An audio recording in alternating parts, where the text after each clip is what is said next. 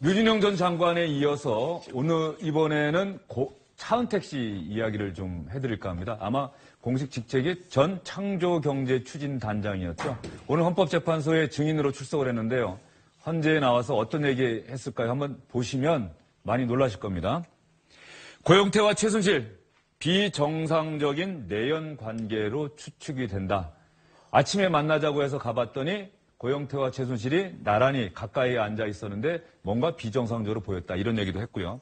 최순실 태릉선수촌 민간스포츠센터로 대체하려고 하는 계획도 세웠다. 그야말로 체육계까지 쥐락펴락했다. 최순실 씨가 이런 얘기고요. 최순실이 보통 사람 내보내고 통화했는데 그 상대방 목소리가 박근혜 대통령의 목소리라고 생각을 했다. 고영태 씨가 정유라 씨 미행하기도 했다. 이게 다 최순실 씨의 지시였다. 여기 안 나온 내용이 하나 더 있습니다. 본인이 최순실 씨에게 전한 문장이 그 다음 국무회의에 박근혜 대통령의 입을 통해서 그대로 나오더라. 이런 얘기도 오늘 했습니다. 헌법재판소의 증인으로 나와서 그동안 자신이 알고 있던 최순실 씨와 고영태 씨 관계, 또 최순실 씨의 국정농단 의혹, 이 부분에 대해서 많은 얘기를 쏟아낸 건데요. 김태현 변호사 보기에도 차은택 씨 이 정도면 거의 작심한 거 아닙니까? 이게 사실은 저 고영태 씨하고 최순실 관계에 대해서 사실 이런저런 말들이 많았습니다. 뭐 고영태 씨의 전직이 어땠느니부터 두 사람이 어떻게 만났는지 이렇게 얘기를 했는데 고영태 씨는 사실은 청문회 과정에 나와서 뭐라고 그랬냐면 본인을 둘러싼 그런 본인의 사생활에 대한 건 전부 다 거짓이다. 이런 취지의 진술을 했었죠. 그런데 이제 차은택 씨가 정말 말씀하신 대로 작심한 듯이 털어놨는데 사실 이게 사건의 본질은 아닙니다. 고영태 씨하고 뭐 차은택 씨가 무슨 살림을 차리든 뭐 어떻게 살든 그건 어떻게 보면 이 사건의 쟁점은 아닌데 문제는 검찰에서도 이걸 물었다는 것이고요. 오늘 그 탄핵 심판 과정에서도 대통령 측 변호인이 아마 이런 진술을 했다는 건데 차은택 씨 얘기는 그 두 사람의 내연 관계라는 것을 내가 증거가 있다는 게 아니라 두 사람의 어떤 태도들을 봤을 때 두 사람은 내연 관계구나라고 나는 그렇게 생각을 했고 추측이라는 것이고 예. 검찰에서도 나는 그렇게 진술을 했고 그래서 나는 검찰에서 그렇게 진술한 것을 오늘 똑같이 얘기를 한다라는 게 차은택 씨 주장의 요지입니다. 근데 저 이야기에 많은 분들이 또 충격을 받을 수밖에 없는 게 물론 이 국정농단 사태가 불거진 초기에도 저런 의혹들은 나왔었어요. 그런데 그 사태의 한 가운데 있는 핵심 관계자의 입을 통해서 그러니까 이 국정농단이라고 하는 온 국민을 충격으로 몰아넣은 이 사태의 발단이 저런 관계에서 시작이 돼서 저 관계가 틀어지면서 나온 것 아니냐 이런 어떤 또 하나의 우라 이런 것들로 번지지 않을까 하는 생각이 들거든요. 그렇죠. 뭐 기껏해서 이런 사람들의 이런 관계에 의해서 국정농단이 일어난 것이냐라는 그런 뭐 굉장히 좀 울분이 터지지 않을까 그런 생각이 좀 많이 들고요. 뭐 나온 내용들이 좀 제가 보기에는 약간 충격적이어서 뭐 굳이 이 부분이 그렇게 많이 불거지지 좀 않았으면 좋겠습니다. 좀 국격이라는 게 있는데요. 근데 이게 이제 왜 오늘 헌재 재판정에서 나왔느냐 그걸 우리가 한번 생각을 해봐야 되는데 아까 제가 뭐라고 말씀드렸냐면 사건의 정점은 아니다 이렇게 말씀드렸거든요. 그러니까 국회 측에서는 이거를 불거질 이유가 없는 겁니다. 쟁점이 흐려지니까요. 근데 이제 대통령 측 대리인단이 이걸 물었다는 건데 그걸 왜 그랬을까 제가 한번 생각을 해봤더니 이 사건의 발단이 뭐죠? 결국은 태블릿 PC입니다. 그 태블릿 PC는 뭐 고영태 씨가 뭐 제공했다는 얘기도 있고 어쨌든 그 의상실에 있는 장면을 녹화를 해서 모 방송국에 전달한 것도 고영태 씨입니다. 고영태 씨로부터 이 사건이 불거졌거든요. 그러니까 대통령 아마 그 대리인단은 최순실 씨와 고영태 씨가 내연의 관계인데 그 내연의 관계가 끊어지자 고영태 씨가 불만을 품고 최순실 씨를 음해하기 위해서 이 사건을 만드는 것이고 그렇기 때문에 고영태 씨의 잘못된 진술로부터 이게 불거져서 대통령 탄핵까지 왔다. 아마 이 얘기를 하고 싶었을 겁니다. 그래서 사건의 쟁점이 아닌 두 사람의 내연 관계에 대해서 아마 차은택 씨에 물은 게 아닌가. 저는 그렇게 추측을 하겠습니다. 김태현 변호사의 분석이었고요. 뭐 그렇게 생각할 수도 있겠다는 생각이 듭니다. 김태현 변호사 말 들어보면. 그런데 어쨌든 간에 이런 이야기가 나왔다고 해서 화나고 듣기 싫어하고 외면할 일은 아닌 것 같습니다. 헌재, 법원, 특검에서 진행되는 상황들 면밀하게 주시하고 지켜보면서 어느 게 사실에, 진실에 가까운지 판단하고 그래서 헌재의 최종적인 탄핵 심판 결론 저희가 지켜봐야 되는 이유가 바로 거기에 있는 것 같습니다. 자, 주영진의 뉴스 브리핑이 선정한 두 번째 말은 최순실 씨의 조카 장시호 씨가 한 말입니다. 정확하게 말하면 장시호 씨가 했다는 말입니다. 언론 보도에 나온 건데요. 검사님 안녕하세요. 교도관 언니 이렇게 얘기를 했다는 건데 장시호 씨가 상당히 성격이 좋은 모양이죠. 부침성이 좋은 모양이죠. 글쎄요. 하여튼 뭐 재판장에 나온 모습 보면 굉장히 밝은 표정 아니었습니까? 같이 나온 최순실 씨와 뭐 안종범 씨, 정호성 씨는 굉장히 침울하고 굳은 표정이었는데 하여튼 그 수사를 받을 당시하고 뭐 그 수감 생활 내부는 잘 모르니까 특검 관계자들의 취재한 내용에 따르면 이렇습니다. 장시호 씨가 이제 여러 번 왔다 갔다 하고 하니까 특검 관계자도 많이 알고 그러지 않겠습니까? 그러니까 만나는 사람마다 안녕하세요 이렇게 얘기했다는 것이고요. 거기다가 또 부장 검사라든가 고위 관계자는 직급까지 불러가면서 부장님 안녕하세요 이렇게 얘기를 했다는 거죠. 그리고 또 하나가 있습니다. 서울구치소가 이제 경기도 의왕시에 있는데요. 이제 그 특검 사무실까지 왔다 갔다 하려면 호송차를 타고 왔다 갔다 하는데 거기 여성 교도관이 항상 갑니다. 같이 그 여성 교도관 팔짱을 끼면서 언니 이렇게 불렀다는 것이 이제 그 내용인데요. 장시호 씨가 이렇게 얘기한 거는 이제 성격도 좋은 것도 뭐 이걸 들 수가 있겠지만은 뭐 바라는 게 있어서 그렇지 않았겠습니까? 지금 수사에도 굉장히 협조적이라고 하지 않습니까? 태블릿 PC를 자진해서 제출했다는 내용은 잘 알려진 사실이고요. 나머지 그 관련자들이 모르쇠로 일관을 하고 있는데 사실관계는 대부분 인정을 하고 있고요. 그래서 물론 단서는 답니다. 이 이모인 최순실 씨가 부탁을 해서 지시를 해서 한 것이고 자기는 이용당했다 이렇게 얘기를 하는데 네, 장시호 씨가 지금 이기성 기자 얘기 들어보니까 어쨌든 간에 보면 장시호 씨하고는 법정에 들어서면서도 눈 한 번 마주치지 않는데 검사님한테는 안녕하세요 검사님하고 인사도 하고 어쨌든 장시호 씨도 본인 나름대로는 그런 행동을 그 상황에 따라서 맞춰서 하는 것 같은데 이 장시호 씨의 성격의 한 단면이 드러났던 청문회 장면 아마 기억하실 거예요. 지난달에 있었던 국회 청문회 모습 한번 보시죠.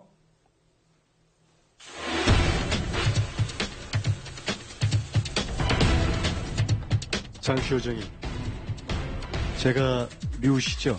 네. 인간적으로는 미안하게 생각합니다. 괜찮습니다. 하지만 이 사건은 개인의 문제가 아니라 장시호 씨가 이모를 잘못 만난 운명이라고 생각하십시오. 네. 개인적으로 저를 미워하지는 마십시오. 꼭 뵙고 싶었습니다.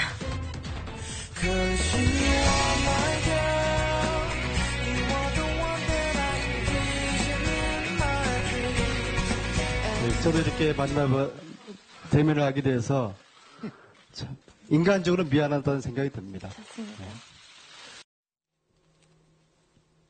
예, 꼭 뵙고 싶었습니다. 안민석 의원도 몰아붙인 게 미안하고 개면 쪄서 그런지 오히려 안민석 의원이 좀 당황한 모습을 보이네요. 네, 일전에 제가 안민석 의원이 이 부분에 대해서 인터뷰를 한 걸 본 적이 있는데 장시호 씨가 이렇게 만만치 않은 여성이다라는 얘기를 이미 듣고 갔다고 합니다. 그래서 기선제압을 좀 해야겠다. 그래서 이렇게 이제 먼저 제가 미우시죠?라고 대답을 질문을 했는데 보통 그런 경우에 좀 감정적으로 흔들리게 돼 있잖아요. 뭐 구속이 되고 청문회까지 끌려 나와서 증언을 하게 되었는데 그냥 네 하고 아주 단호하게 대답을 하는 걸 보고 안민석 의원이 오히려 당황을 해서 약간 좀 말리는 듯한 그런 모습을 좀 보여갖고 그래서 화제가 많이 됐었죠. 이 안민석 의원 얘기하니까 인광 기자 오늘 우리 그런 얘기를 했던데 김종 전 차관이 헌재에 나와서 박근혜 대통령이 직접적으로 정유라 전 이름이죠? 개명 이유인가요? 정유연이라고 하면서 네, 능력 있는 선수 키워야 된다고 하면서 이 부분에 관련해서 의혹을 제기했던 안민석 의원은 참 나쁜 사람이다라고 얘기했다. 네. 그러게 갑자기 기억이 나네요. 안민석 네. 의원. 그러니까 김종 전 차관이 나와서 오늘 이야기를 한 게 그게 이제 승마 때문에 굉장히 시끄러웠던 사건이 있지 않았습니까? 그때 대통령이 직접 정유라 이름을 이야기하면서 정유연을 이야기하면서 잘 챙겨라. 라고 해서 굉장히 충격적이었어요. 대통령이 특정인의 이름을 대고 말하는 거는 굉장히 드문 일 아니겠습니까? 그래서 자기는 굉장히 충격적이었다 이런 이야기를 했습니다. 안민석 의원은 잘 알다시피 이 사건이 불거지기 시작했던 이화여대 사태 이때부터 굉장히 열심히 아무도 거들떠보지 않고 오히려 새누리당 의원들이 전부 이상한 사람으로 만들 때도 열심히 해서 결국은 이화여대 사태를 이렇게 지금까지 끌고 오는 아주 큰 숨은 공신이죠. 예. 장시호 씨 얘기로 다시 돌아가면 장시호 씨는 어쨌든 간에 검찰 수사에 또 특검 수사에도 상당히 협조적인 자세로 나오고 있는데 최순실 씨는 대조적으로 특검이 7차례나 소환 요구했는데 단 한 번 빼고는 나가지 않고 있습니다. 그래서 특검팀에서는 체포영장을 청구하기도 했는데요. 여기서 제가 궁금한 게 있어요. 특검이 소환하는데 안 나간다. 이거는 분명히 어떤 계산이 깔려있지 않고서는 할 수 없는 행동이거든요. 단지 특검이 너무 강압적으로 수사해서 난 못 나가겠어요는 아닌 것 같아요.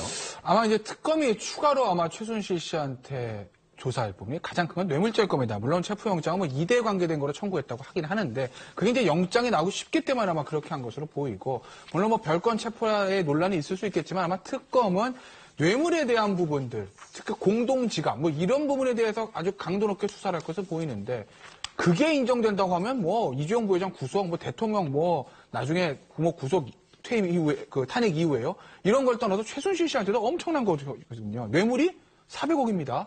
뇌물이 400억이면 거의 무기징역입니다. 아마 당군일의 최고액의 뇌물이 될 건데 지금은 단순히 K재단 미래재단에 대한 게 직권남용이지만 그게 뇌물죄로 바뀌는 순간 최순실 씨가 입게 될 형량의 양은 뭐 기하급수적으로 늘어나는 것이거든요. 그렇기 때문에 최순실 씨는 다른 건 모두 다 인정하더라도 내가 뇌물에 대해서까지는 끝까지 막겠다. 그러니까 최대한 이 특검의 수사에 대해서는 협조하지 않겠다. 어차피 특검을 3월 말, 길어봐야 한 번 연장하면 4월 말에 끝나니 그때까지 나는 버티고 그냥 직권남용으로 죄를 받겠다라는 게 아마 최순실의 전략일 겁니다. 그래서 특검에 아마 그 소환에 불응한 것이고요. 아마 체포영장이 집행이 된다 하더라도 최순실 씨는 이 부분에 대해서는 절대 아마 입을 열지 않을 겁니다. 그 얘기는 그러니까 지금까지 그 이화여대 특혜 입학이나 이런 부분에 있어서는 상대적으로 형량이 가벼우니까 그렇죠. 그건 이미 조사를 다 받은 거고 네. 뇌물 혐의는 지금 현재 특검이 상당히 어려운 상황에 처해 있으니까는 뇌물 혐의와 관련해서 나는 아예 조사 안 받겠다. 그러면은 특검이 수사하기 어려운 거 아니냐 이런 거라는 얘기. 최대한 협조를 안 하겠다는 거죠. 근데 특검도 그걸 알고 있습니다. 어제 이제 그 이규초 특검부 브리핑을 보면 충분히 그런 사실을 인지하고 있지만 와서 묵비권 행사하는 것도 그 사람의 권리다. 묵비권을 행사한들 진술에도 부인하지 않겠느냐. 어쨌든 우리는 조서에 묵비권 행사한다, 진술에도 부인한다, 최대한 그것을 남길 목적이 있기 때문에 체포영장으로 집행해서 조사를 할 것이다라는 취지의 얘기를 어제 이규초 특검부가 했는데 특검도 그런 상황을 너무나 잘 알고 있는 거죠. 예. 김태현 변호사 얘기 들어보니까는 최순실 씨가 나름대로 뭔가 계산을 하면서 특검 소환에 계속해서 불응하고 있는 것 같다. 뭐 체포영장 그러면 받고 특검이 강제로 소환해도 말은 안 하겠네요. 아마 특검도 그렇게 보고 있고 저도 그렇게 보고 있습니다. 말을 아마 안 할 겁니다. 그리고 한다 하더라도 부인할 것이고 최순실 씨가 잘 쓰는 표현이 있다고 하지 않습니까? 검사님이 저한테 물어보시나요? 뭐 이런 류의 대답을 해가면서 아마 특검의 칼날을 피해가려고 할 것이기 때문에 아마 특검은 최순실 씨 진술보다는 아마 다른 것들을 통해서 최순실 씨의 뇌물죄 혐의를 아마 입증하려고 할 겁니다. 지금까지는 최순실 씨 국정농단 사태와 관련해서 유진영 전 문화체육관광부 장관 블랙리스트 김기춘이 주도했다. 유진영 전 장관을 인물로 선택해 드렸고요. 그다음에 오늘의 말 해서 장시호 씨 뭐 이렇게 해서 오늘의 말 지금까지 소개를 해드렸습니다. 이제 다음 남은 오늘의 말은 나라 밖으로 가보도록 하겠습니다. 바로 도널드 트럼프 제45대 미국 대통령입니다. 취임 이후에도 도널드 트럼프의 입에 상당히 많은 관심이 쏠리고 있는데 미국 대통령답지 않다 이런 부정적인 평가가 많은 상황인 것 같습니다. America, America, America.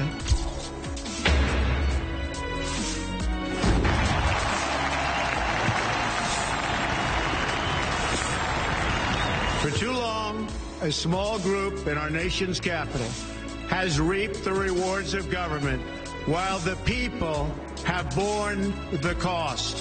From this day forward, it's going to be only America first.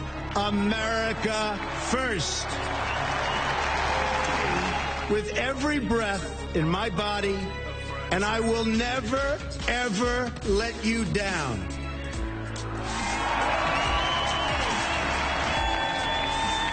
America will start winning again, winning like never before. We will bring back our wealth, and we will bring back our dreams. America first. And this evening is so special. Thank you, everybody. Have a great night. Thank you.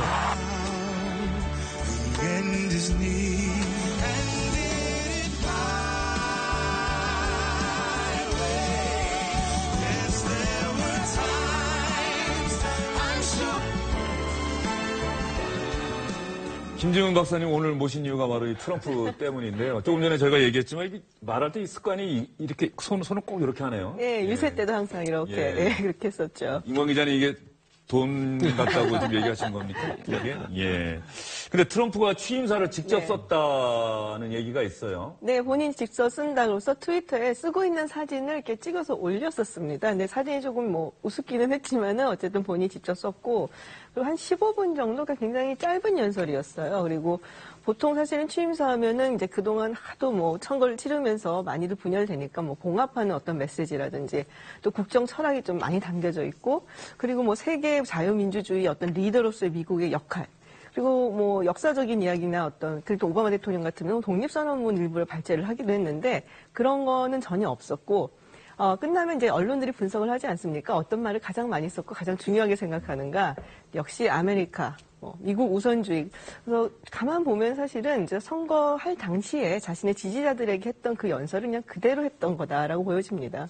앞으로 4년, 혹시 길게는 8년을 미국을 이끌어갈, 세계 최강대국 미국을 이끌어갈 대통령의 취임사라고 하기에는 많이 실망스러웠다. 사실은 우리나라 사람들을 비롯해서 전 세계가 트럼프가 취임사를 통해서 그동안의 부정적인 이미지를 좀 해소하는 지도자다운 모습을 보기를 원했는데 좀 실망스러웠다라는데, 이 취임사 내용뿐만 아니라 취임식 끝나자마자 바로 또 언론과 뭐 일전을 선포했다 이런 얘기도 있더라고요. 네, 그렇습니다. 대선 기간 내내 그 주류 언론들하고 불편한 관계를 유지했는데 오히려 취임식을 통해서 이게 더 악화된 것처럼 지금 보이고 있어요. 그 워싱턴 포스트, 뭐 뉴욕 타임즈, CNN 모두가 이제 보도를 했는데요. 2009년이었죠. 오바마 첫 취임식 때 환영 인파하고 트럼프 취임식 때 그걸 비교를 하는 사진을 하면서 트럼프 때가 3분의 1도 못 왔다, 오바마 때보다. 그렇지 않아도 계속 오바마하고 이렇게 비교를 당하는 것이 이제 트럼프 입장에서 굉장히 좀 껄끄러웠는데, 이 보도는 굉장히 마음이 아팠던 모양입니다. 바로 취임식 다음날 첫 방문한 데가 이제 CIA였었는데요. CIA요? 예, 여기서 얘기를 하기를, 아니, 취임사 내가 볼 때는 꽉 찼는데 말이지, 다음날 아침에 일어나서 아침 뉴스를 켜보니까 텅 빈 화면만 편집해서 나가더라. 50만 명은 됐고, 또 자기가 취임사를 하려고 하니까 바로 비도 그쳤는데 이거 말이 안 된다. 이렇게 얘기를 하면서요. 또 집무실 안에 마틴 루터 킹 흉상이 있었는데 언론들이 또 이걸 갖다 치웠다고 또 얘기를 했단 말이에요. 그거 거기 그대로 있다. 내가 마틴 루터 킹 목사를 얼마나 존경하는데 그러느냐 이러면서 얘기를 계속했고요. 하여튼 이런 저런 얘기를 계속하면서 언론이 지구상에서 가장 부정직한 인간들이다 이렇게 얘기를 했습니다. 거기다 한술 더 떠가지고 백악관 대변인 스파이서 대변인 이런 얘기까지 했습니다. 트럼프 대통령은 언론이 필요 없다 이런 얘기까지 해서 정말 앞으로 어떻게 국정을 이끌어갈지 좀 걱정이 되는 그런 형국입니다. 미국 백악관 출입 기자들의 질문이 뭐 강도를 점점 더 세게 할 수밖에 없을 것 같은데, 이러다 보니까 취임식 하면 잔치 분위기가 돼야 하는데, 취임식 당일에도 미국의 수도 워싱턴 DC에서는 트럼프 반대 시위가 있었습니다. 우리도 알고 있는 세계적인 스타들이 나왔는데요. 가수 마돈나, 배우 스칼렛 요한슨도 이 반대 시위에 참석을 했습니다. 한번 보시죠. Well, good did not win this election. But good will win in the end. Today marks the beginning of our story. The revolution starts here. The fight for the right to be free, to be who we are, to be equal. And to our detractors that insist that this march will never add up to anything. President Trump, I did not vote for you. Support the men and women here today that are anxiously awaiting to see how your next moves may drastically affect their lives. 바로 이런 부분들을 보면은 미국은 적어도 표현의 자유, 집회의 자유, 시위의 자유가 마음껏 보장되는 나라다 이런 생각은 들어요. 그럼요. 뭐 블랙리스트라는 게 존재할 수가 없죠. 저분들에 대해서는.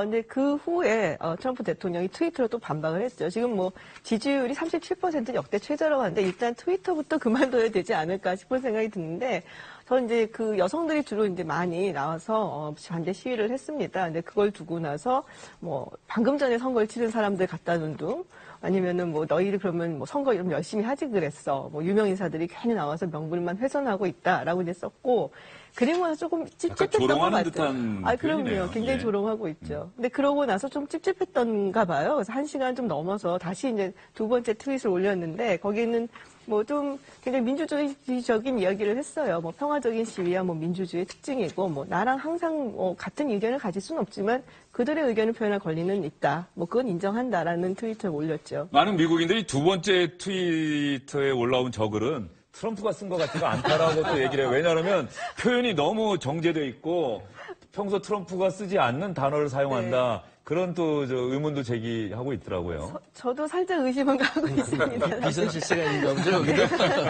누군가 저 도널드 트럼프 대통령의 네. 트위터에 쓸 글도 대신해서 봐주고 있는지 옆에 도와주고 있는지. 많이 있죠. 예. 커네이라든지. 이제 김지훈 박사님 보시기에 도널드 트럼프 시대의 대한민국, 지금 우리 정부가 없는 상황이 상당히 어려운데 네. 우리가 어떻게 대응해 나가야 될까요? 지금 상황에서.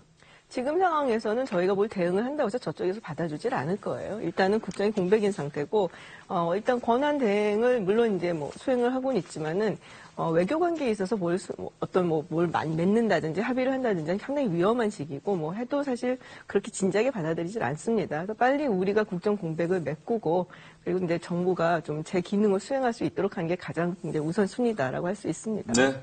이럴 때 우리 정부의 리더십이 좀 확고해서 도널드 트럼프 미국 행정부와 긴밀하게 동맹관계를 유지해 나갈 수 있는 그런 대응책을 논의를 해야 할 텐데 뭐 그러면서도 상당히 많은 분들이 걱정하고 있는 것 같습니다. 도널드 트럼프 이야기를 마무리하면서요. 여기서 시청자 여러분들께 또 이 자리에 참석하신 여러분께 노래 한 곡 들려드리겠습니다. 한번 들어보시죠. And now the end is near. 노래 빨리. So I face 프랭크 시네트라가 부른 the final curtain.